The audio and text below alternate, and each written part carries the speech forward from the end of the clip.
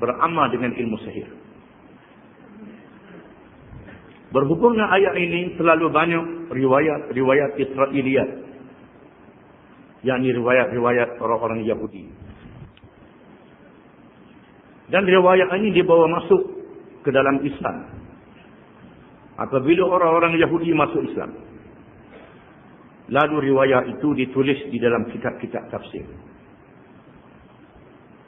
Seperti Khazin, Sawi, termasuklah At-Tabari dan lain-lain. Kecuali Ibnu Katsir. Tafsir yang tahqiqkan, yang ditapiskan dengan hadis-hadis yang sahih.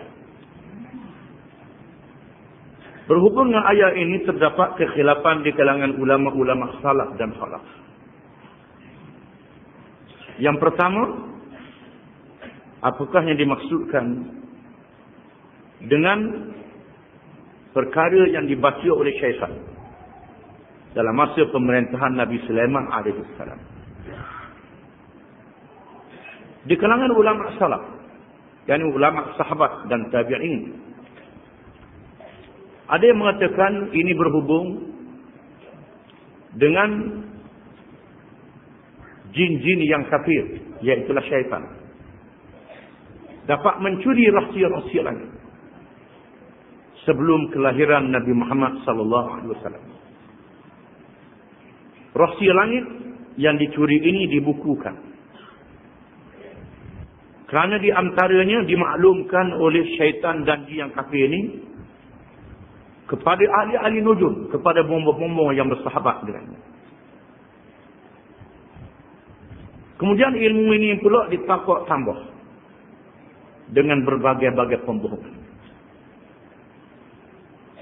Bila berlaku pembohongan dan kesesatan, syaitan membantu untuk melakukan perkara-perkara yang ganjil.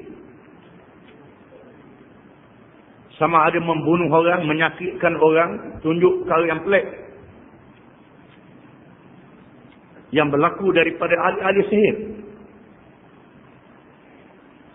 Di mana ilmu ini diambil daripada kitab yang dikumpulkan oleh bomoh-bomoh ahli-ahli sihir dengan bantuan jin dan syaitan yang kafir ini. Nabi Sulaiman alaihissalam telah mengambil dan merampang itu semua, lalu letak di dalam peti dan ditanam di bawah singgasananya.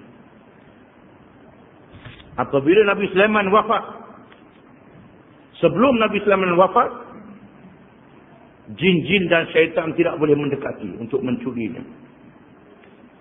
Kalau mereka mendekati, mereka terbakar, mereka kepanasan.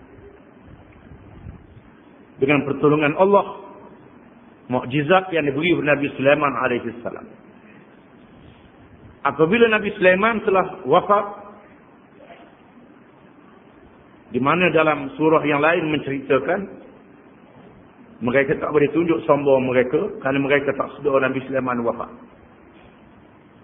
Wafat dalam keadaan duduk di atas kursi, memegang tongkat. Manusia tahu lebih dulu Nabi Sulaiman wafat, sehingga tongkatnya dimakan oleh anak-anak. Dan Nabi Sulaiman terbalik, barulah mereka tahu Nabi Sulaiman sudah wafat. Kerana jasad Nabi-Nabi tidak hancur, jasad Nabi-Nabi tidak dibinasakan, tidak berbau sebagai jasad manusia yang lain. Bila Nabi Sulaiman jatuh, baru tahu mereka tahu Nabi Sulaiman sudah wafat. Dalam masa kewafatan Nabi Sulaiman alaihissalam, di mana syaitan dan iblis ini berjumpa dengan manusia supaya menggali di bawah singgasana Nabi Sulaiman atau tempat yang berhampiran dengannya untuk mendapatkan peti yang dikatakan di dalamnya ada ilmu-ilmu hikmah. Bila mereka berjaya menggali, dapat peti itu dibuka, didapati dalam tu ilmu-ilmu, di antaranya ilmu sihir yang diharamkan oleh Nabi Sulaiman alaihissalam. Lalu puak-puak iblis dan jin kafir ini mengatakan inilah dia kelebihan Nabi Sulaiman. Kerana Nabi Sulaiman beramal ilmu yang ada dalam kitab ini. Mereka menuduh Nabi Sulaiman mempunyai ilmu sihir. Tuduhan ini masuk dalam kepala ulama-ulama jahat Yahudi. Dan mereka ikut sama menyebarkan. Al-Quran diturunkan kepada Nabi Muhammad sallallahu alaihi wasallam untuk membersihkan Nabi Sulaiman alaihi salam. Ada riwayat yang mengatakan bahawa mereka yang menanam perkara ini di bawah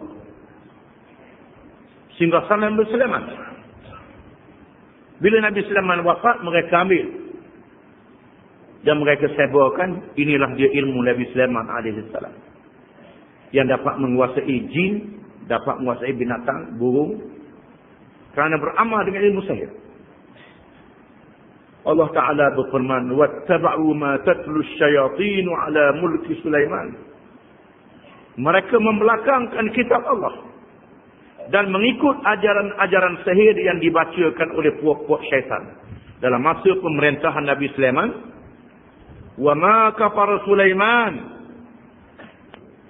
Padahal Nabi Sulaiman tidak mengamalkan sihir yang menyebabkan kekufuran itu.